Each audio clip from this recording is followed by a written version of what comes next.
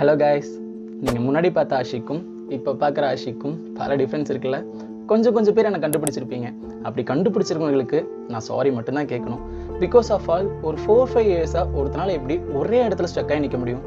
அதுவும் வேஸ்ட்டான ஒரு இன்சிடெண்ட்டை திங்க் பண்ணியே.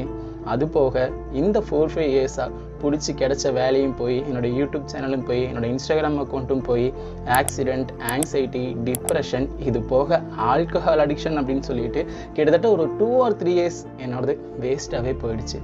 பட் இதெல்லாம் கோ த்ரூ பண்ணி அதுக்கடுத்து நான் லாஸ்ட் எண்ட் ஆஃப்ல வந்து நிற்கும் போது எனக்கு நீ யாருமே கிடையாது, எல்லாமே நான் இழந்துட்டேன். அந்த ஒரு இன்சிடென்ட்காக நான் எல்லாத்தையும் இழந்து நிற்கும் போதும் அந்த 0.0001% ஹோப் மட்டும் என்கிட்ட திரும்ப ஸ்டார்ட் பண்ண என்ன அப்படின்னு ஒரு கொஸ்டின் கேட்டுச்சு.